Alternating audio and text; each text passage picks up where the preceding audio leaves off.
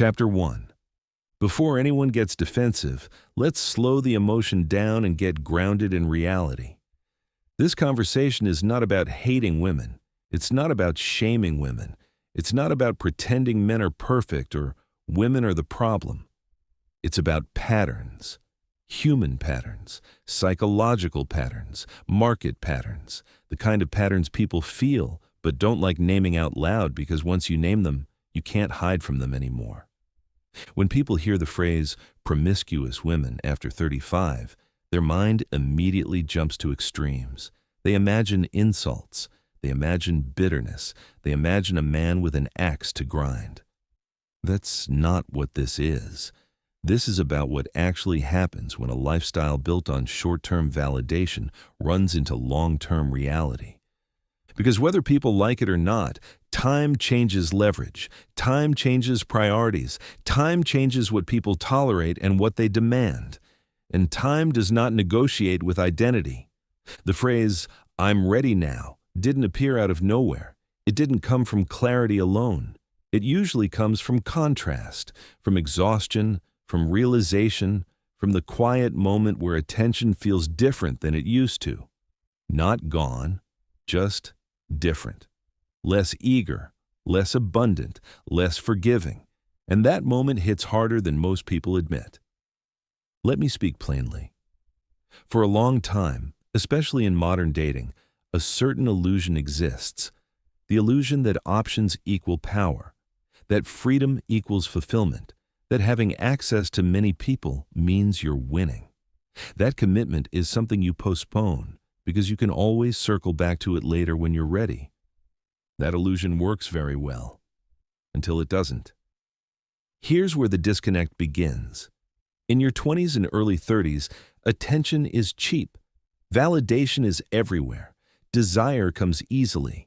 Social media amplifies it. Dating apps multiply it. Casual interactions feel endless.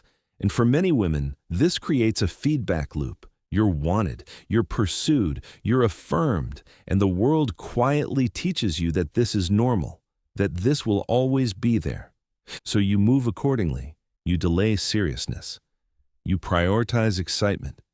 You choose chemistry over compatibility. You collect experiences instead of building foundations. And every time something doesn't work out, you tell yourself it's fine. There's always another option.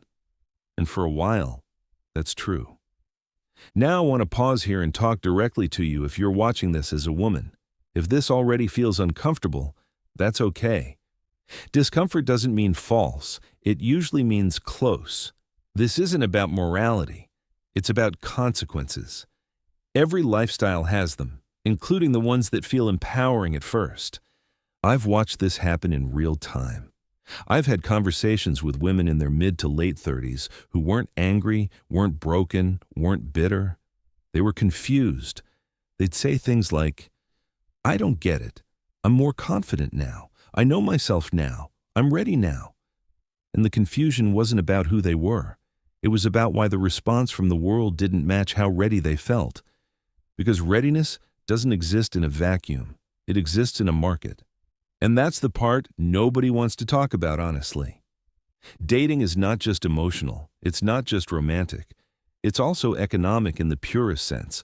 Supply, demand, timing, and perceived value. Not moral value, perceived value.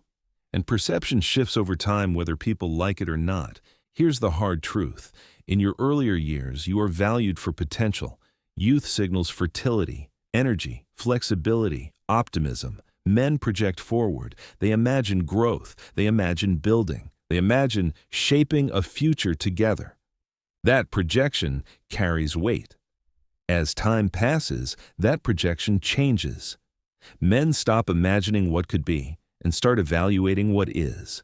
Not because they become cruel, because they become practical. And this is where the "I'm ready now" phase quietly collides with reality. Because when someone says they're ready now, what they often mean is they want stability now. They want consistency now. They want depth now. They want commitment now. But what they don't always account for is that readiness doesn't erase history. It doesn't reset expectations. It doesn't undo patterns. Claire spent her 20s and early 30s dating casually. She wasn't reckless. She wasn't lost. She just enjoyed freedom. She enjoyed attention. She enjoyed not being tied down. She told herself commitment would come later. And every time someone serious came along, she found reasons to delay. Not because something was wrong with them, but because she wasn't ready. Fast forward to 37. Claire wakes up one day and genuinely feels different. She wants partnership. She wants consistency. She wants something real. She starts saying the phrase out loud, "I'm ready now." But something strange happens. The men she's most attracted to don't respond the same way they would have 10 years earlier.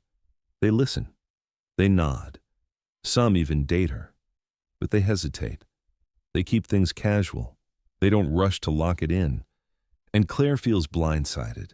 From her perspective, she leveled up. From their perspective, the risk calculation changed. This is the part people avoid. Men who are serious about commitment are not just looking for readiness. They're looking for alignment. They're looking for someone whose past choices signal future behavior. Not perfectly, not rigidly, but meaningfully. And here's where the gap widens. A woman can change her mindset overnight. A market does not. That's not cruel. That's not personal. That's reality. Now let me address the word promiscuous, because people love to get stuck there. Promiscuity isn't just about body count. It's about orientation. Short-term orientation versus long-term orientation. It's about habits of novelty. It's about training yourself to value excitement over stability. It's about reinforcing the idea that options matter more than attachment. And habits don't disappear because a birthday passes. So when a woman enters her mid-30s saying she's ready now, men don't just hear the words. They subconsciously ask questions. Will she get bored? Will she compare? Will she settle or choose? Is this desire or urgency? Is this attraction or fear of missing out? Is she choosing me or choosing stability? These questions are rarely spoken, but they're always present. If you're a man watching this and you've ever felt that hesitation but couldn't explain it, this is why. It's not hatred, it's not insecurity, it's pattern recognition. And if you're a woman watching this and you feel defensive, ask yourself why. Defensive reactions often come from feeling seen before feeling understood. Here's another uncomfortable truth. The "I'm ready now" phase often arrives when leverage shifts, when attention becomes conditional instead of automatic, when the dating pool looks different, when men your age have options younger than you and men older than you have already been burned and are cautious.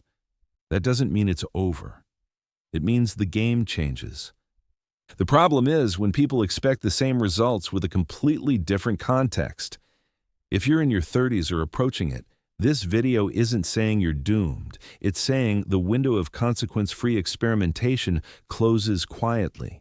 And when it does, pretending it never existed doesn't help. If this already feels like it's cutting through the noise, like the video because this kind of honesty is rare. If you want conversations that don't flatter but actually explain what's happening beneath the surface, subscribe because this channel doesn't exist to comfort illusions. It exists to break them. In the next chapter, we're going to talk about why attention masks reality for so long, how social validation delays self-reflection, and why the shift feels so shocking when it finally happens. Chapter 2. What keeps this entire cycle alive for so long is not arrogance or ignorance. It's insulation. Modern dating insulates people from feedback, especially negative feedback, especially honest feedback. And when you're insulated long enough, reality feels like betrayal when it finally shows up. In earlier years, attention works like noise cancellation. It drowns out questions you'd otherwise be forced to ask yourself. Am I avoiding commitment or just enjoying freedom? Am I choosing excitement or avoiding vulnerability? Am I actually fulfilled or just distracted? As long as the phone keeps buzzing, those questions stay quiet. Social media makes this worse. Validation becomes ambient. Likes, messages, matches, compliments, DMs. It's not just that attention exists. It's that it arrives without effort, without friction, without consequence. And when something arrives without friction, the mind assumes it has no cost. So you move through your 20s and early 30s thinking you're making neutral choices. Not good or bad, just choices. You tell yourself everything is reversible, that nothing really sticks, that you can pivot whenever you want. But the truth is, repetition creates identity whether you intend it or not. I've sat across from women who were intelligent, self-aware, accomplished, and genuinely confused. They weren't angry at men. They weren't resentful. They were disoriented. They'd say things like, "I don't understand why dating feels harder now," or "I'm more emotionally available than I've ever been," or "I finally know what I want, but it feels like the men I want don't want the same thing." And that confusion comes from a mismatch between internal readiness and external response. Because for a long time, the world responded to potential. Youth allowed people to assume growth. It allowed people to project best-case scenarios. It allowed people to believe effort would be reciprocated long-term.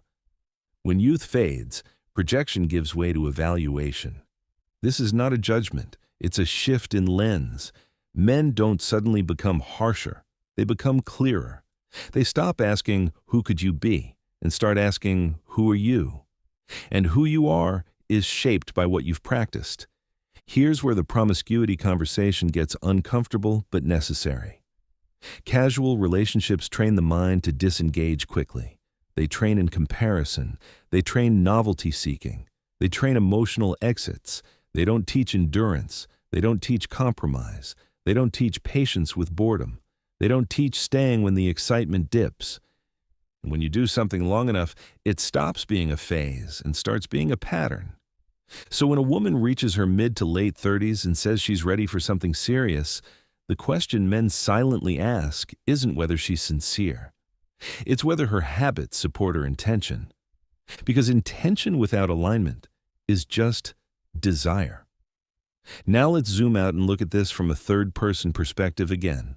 Natalie spent years dating freely. She loved the variety. She loved autonomy. She loved not having to explain herself.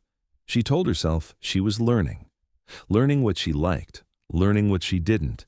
She was learning herself, and she was. But she was also learning something else without realizing it. She was learning how to leave, how to detach, how to keep one foot out the door, how to prioritize her individual experience over shared growth. When Natalie hits 36, something changes. The excitement of novelty fades. The emotional hangovers last longer. The conversations feel repetitive. The men feel interchangeable. And for the first time, the freedom that once felt empowering feels hollow. So, Natalie shifts. She wants depth. She wants safety. She wants someone to build with. She enters dating with seriousness.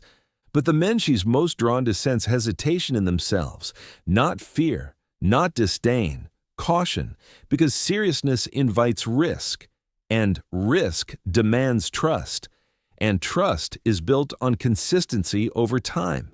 This is where the "I'm ready now" phrase reveals its limitation. Readiness is internal. Trust is external. You can feel ready overnight. Other people need evidence. And evidence doesn't come from declarations. It comes from patterns. Many women in this phase feel rejected for the first time in a way that lands. Not because men disappear entirely, but because they hesitate. They slow down. They withhold commitment. They keep things undefined. And from the woman's perspective, this feels unfair. Because she feels more grounded than she ever was. She feels more intentional. She feels more deserving. But fairness has nothing to do with attraction. Attraction responds to signals, not explanations. Let me speak directly to you if you're a woman watching this and feeling resistance. Ask yourself this honestly.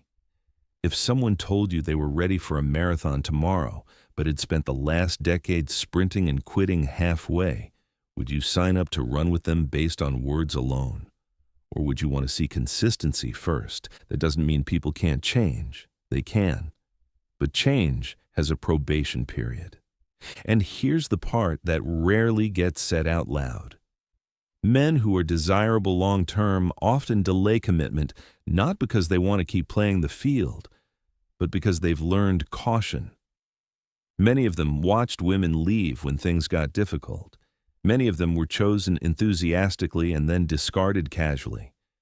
Many of them learned that attraction can evaporate quickly when novelty fades. So when they hear "I'm ready now," they don't hear promise, they hear risk. And again, this isn't about punishment. It's about self-preservation. If you're a man watching this and you've ever dated a woman in this phase, you've likely felt a strange tension. On one hand, she's clear. She wants commitment. She wants direction. She wants seriousness. On the other hand, you might feel pressure, not natural progression, but urgency. Like the timeline is driving the relationship more than the connection. That pressure matters. Desire grows when there's space. It withers when it feels like obligation. Men don't want to be chosen because the clock ran out. They want to be chosen because they're desired. And that difference is subtle but powerful. If this chapter is helping you understand dynamics you've felt but never named, like the video because clarity beats comfort every time. And if you've lived through this shift from either side, comment because perspective matters here. Not blame.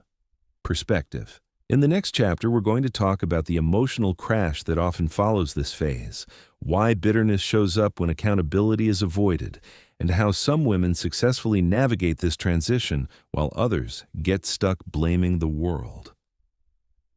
Chapter 3. This is usually the point where the emotional weight really hits, not loudly, not all at once. It shows up quietly in moments people don't post about, in the pause after a date that didn't go anywhere, in the unanswered follow-up text, in the way conversations feel shorter than they used to, in the realization that effort doesn't get the same response anymore. This is where the "I'm ready now" phase stops feeling empowering and starts feeling disorienting. Because readiness doesn't arrive in a vacuum. It arrives in contrast. You don't feel ready until something changes, until the old pattern stops working, until the environment responds differently than it used to. And that difference can feel like rejection even when it's not personal. Here's the emotional mistake many people make in this phase. They interpret changed conditions as judgment. They assume the world is punishing them, that men are suddenly shallow, that standards became unfair overnight, that the culture shifted against them. And instead of slowing down and asking what's actually happening, they externalize the discomfort. That's where bitterness is born. Bitterness doesn't come from accountability. It comes from avoiding it. I've watched women who were vibrant, confident, and socially successful in their 20s enter their late 30s carrying a quiet resentment they couldn't fully explain. Not hatred, not anger, something more subtle. A sense of being overlooked, a feeling of being invisible in rooms where they used to command attention without trying. And what makes that resentment dangerous is that it often gets misdirected. Instead of asking why certain men hesitate, the story becomes men are intimidated. Men are immature. Men can't handle strong women. Men only want younger women. And while there's a grain of truth in every one of those statements, they're incomplete. They avoid the harder question. What signals am I sending now, and how do they differ from before? Because here's the reality. Most men don't wake up one day and decide to devalue women over 35. What changes is risk tolerance. Younger men are optimistic, older men are cautious, younger men chase experiences, older men protect peace, younger men are willing to gamble, older men have already paid for losses. So when an older man evaluates a potential long-term partner, he's not just thinking about attraction, he's thinking about stability, emotional regulation, conflict resolution, loyalty under boredom, ability to stay when things are no longer exciting. Those traits don't announce themselves in conversation.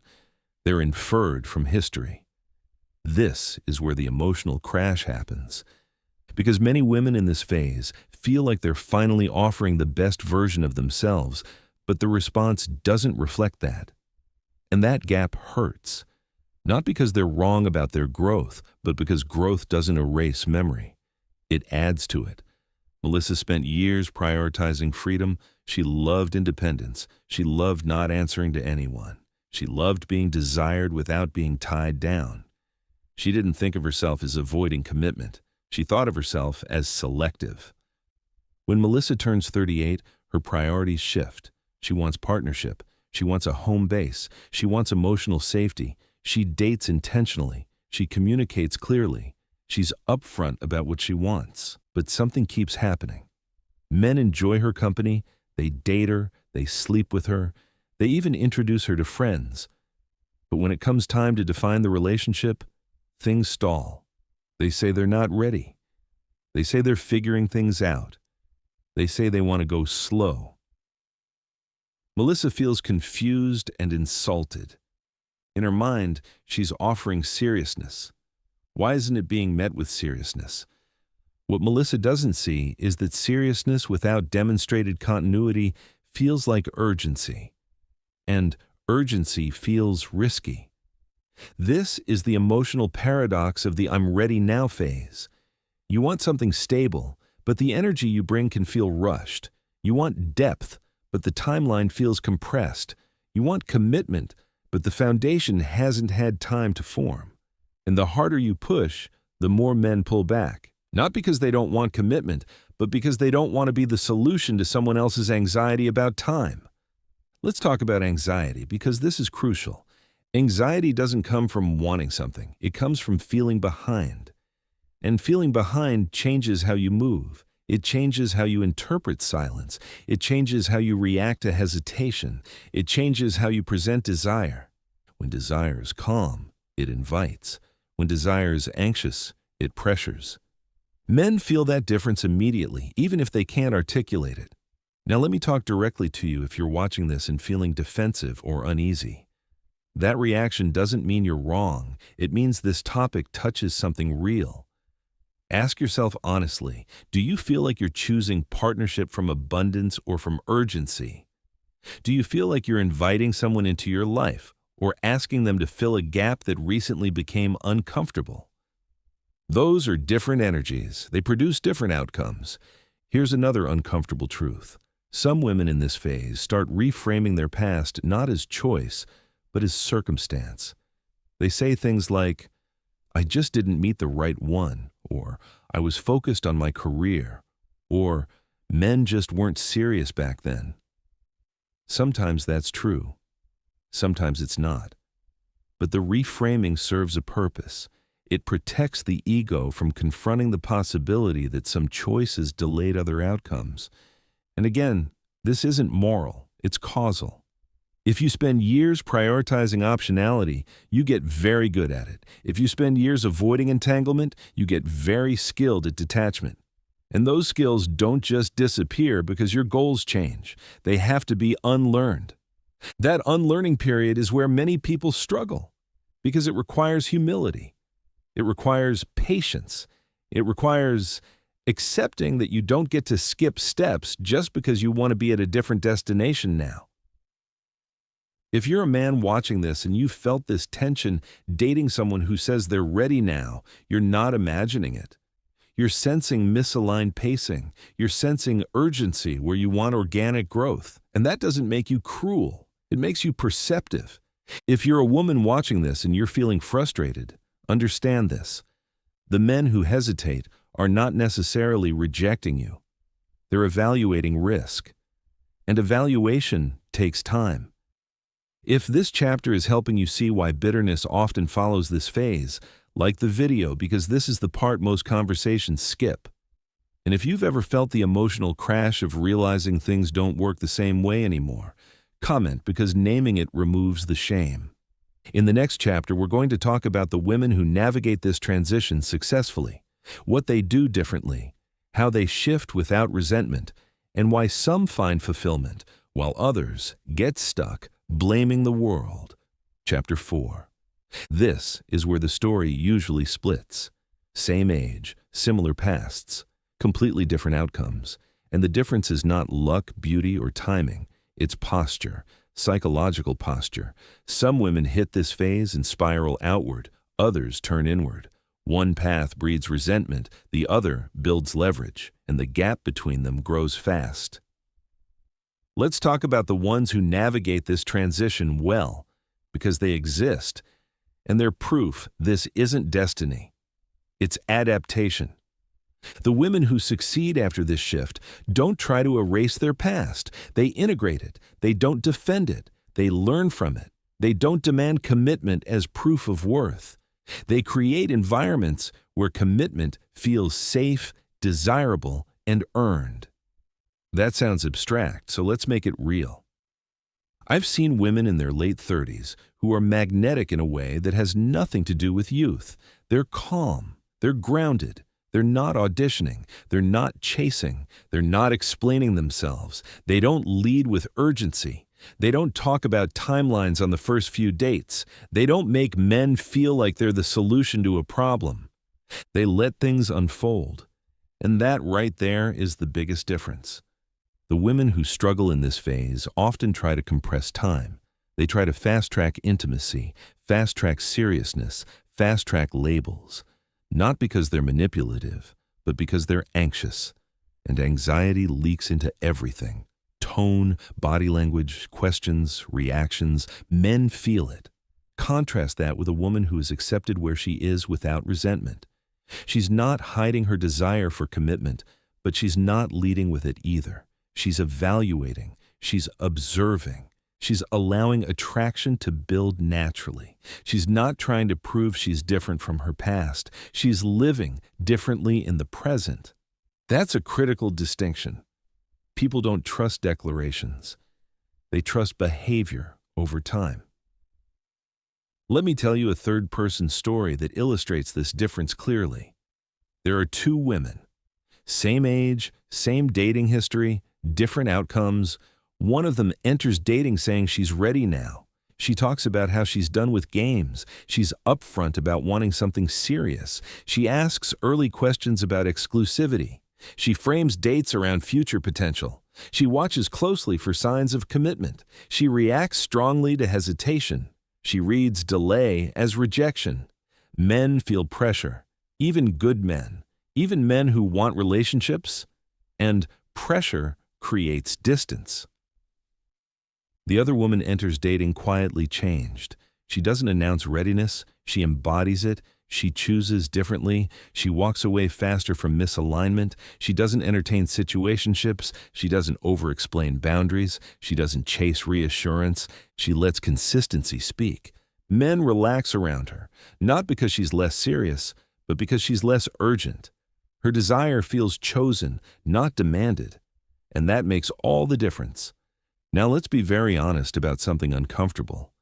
Some women try to compensate for the shift in leverage by raising demands instead of refining standards. They confuse being selective with being rigid. They present checklists instead of presence. They lead with requirements instead of connection. And what happens is they repel the very men they want. Because men don't commit to criteria. They commit to how they feel around you. Security invites commitment. Tension delays it. This is where self-awareness becomes the dividing line. The women who get stuck blame men. The women who grow examine themselves. Not harshly, honestly. They ask different questions. They ask, do I create peace or pressure? Do I listen or interrogate? Do I enjoy connection or manage it? Do I trust the process or try to control it? Those questions change outcomes. Now let me speak directly to you if you're watching this as a woman and you feel exposed by this conversation. You don't need to feel ashamed. Shame doesn't build anything. What matters is whether you're willing to adapt without ego. Because here's the reality no one says gently. You don't get rewarded for intentions. You get rewarded for alignment.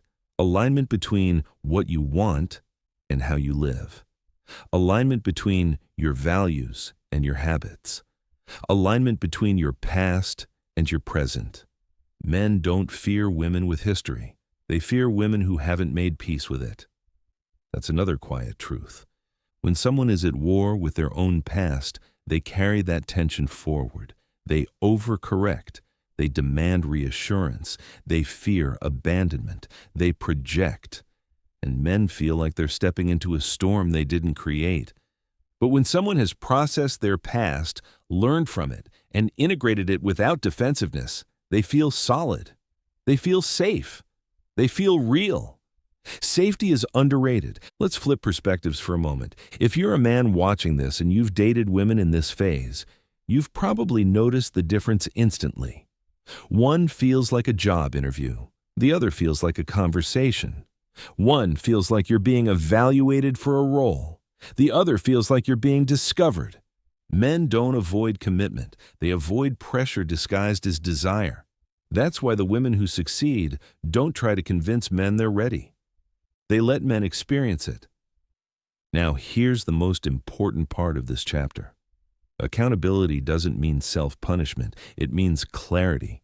It means accepting that choices had trade-offs, that freedom came with costs, that delay changed dynamics, and that none of that makes you unworthy. It just means the strategy has to change.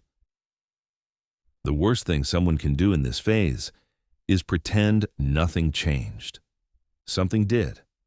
And the sooner that's accepted, the more power you regain.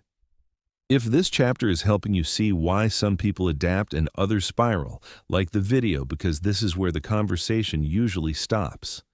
And if you've seen both paths play out in real life, comment because pattern recognition matters here. In the final chapter, we're going to bring this all together. We're going to talk about what this phase is actually meant to teach, why the "I'm ready now" moment isn't the end but the beginning, and how both men and women can move forward without bitterness, blame, or delusion. Chapter 5. This phase isn't a punishment, it's a mirror. That's the part almost everyone misses. The "I'm ready now" moment isn't life closing a door. It's life asking a harder question than before. Not who do you want, but who have you become through your choices? And are those two things aligned? For a long time, readiness felt optional. Commitment felt like something you could schedule later. Love felt abundant enough to delay without consequence. And that worked in a specific season of life. The mistake is assuming every season plays by the same rules. What happens after 35 for women who built their identity around optionality is not that they suddenly lose value. It's that the environment stops cushioning the gap between desire and behavior. The insulation fades, feedback returns. And feedback is uncomfortable when you're not used to it. I've watched people hit this phase and interpret it as rejection when it was really recalibration. The world wasn't saying you're unwanted. It was saying the rules changed. And people who adjust move forward. People who don't get stuck arguing with reality. The women who struggle most in this phase aren't the ones with a past. Everyone has a past. They're the ones who refuse to update their strategy. They keep using the same playbook in a different game. They expect attraction to work the same way it always did. They expect men to respond to declarations the same way they once responded to youth and novelty. That expectation is where the friction lives, because the men who are capable of commitment later in life are not chasing potential anymore. They're protecting peace. They're evaluating risk. They're asking themselves if the life they've built will be enhanced or destabilized by who they choose. And those men are not moved by urgency. They're moved by calm. Here's the quiet truth behind the "I'm ready now" phase. It's not really about readiness. It's about integration. It's about whether someone has integrated their past into their present without defensiveness, whether they've learned endurance after years of novelty, whether they've replaced comparison with appreciation, whether they've learned to stay when things are stable instead of chasing stimulation. That integration shows up in subtle ways, in how someone handles boredom, in how they respond to boundaries, in how they navigate disagreement, in how they sit with discomfort without fleeing or forcing. Those traits don't come from wanting commitment. They come from practicing it internally, long before it arrives externally. Now let's zoom out and address the broader truth, because this conversation isn't just about women. Men have their own version of this reckoning. Men who avoided responsibility too long face it in different ways. Men who chased validation over purpose pay for it differently. Everyone gets audited by time eventually. Time doesn't punish, it reveals, and what it reveals determines what comes next. Let me tell you one final third-person story to close this out. There's a woman who reaches her late 30s and realizes the attention she once took for granted feels thinner, not gone, just less eager, less automatic. She feels the urge to panic, to rush, to demand clarity, to explain herself, but instead, she pauses. She looks honestly at her patterns, not to judge herself, but to understand. She notices how quickly she used to disengage, how easily she replaced instead of repaired, how much she relied on novelty to feel desired, and instead of blaming the world, she adapts. She slows down. She builds patience. She chooses differently. She stops entertaining situations that don't align with where she wants to go. She doesn't announce her readiness. She embodies it. And over time, something shifts. Not overnight, not magically, but steadily. She becomes someone men feel safe committing to, not because she demands it, but because she doesn't destabilize it. That's the difference. This phase isn't about regret. It's about responsibility. Responsibility for the reality your choices created. Responsibility for the habits you reinforced. Responsibility for the energy you bring into connection. When someone skips that responsibility, bitterness follows. When they accept it, growth begins. Now let me talk directly to you, whether you're a man or a woman watching this. If this video made you uncomfortable, good. Discomfort is where delusion breaks. If it made you defensive, ask yourself why. Defensiveness is often the body protecting an identity that no longer fits. And if it made you reflective, that's the point. Like the video if you value conversations that don't flatter but actually explain reality. Share it if you know someone stuck arguing with the world instead of adapting to it. Subscribe if you want more breakdowns that cut through modern dating myths without rage or sugarcoating.